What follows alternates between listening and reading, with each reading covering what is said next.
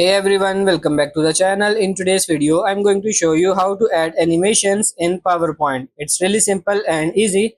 First of all, open your PowerPoint application and I'm going to try add something here. So first thing is the title. So just write your title here and then just make sure your title is bold and you have selected the lovely font. Now I'm going to try to add an animation to this title. So select your title and then just simply go for this animations tab and you will see lot of animations here. You can select any animation. You can see appear, fade, fly in. I am going for this fade and you can see there is a lovely fade animation.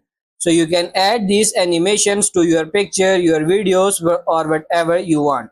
So that's pretty much it for this video. That's how to add animation in PowerPoint. I hope this video was helpful. If it is, like it and subscribe to the channel. Thank you.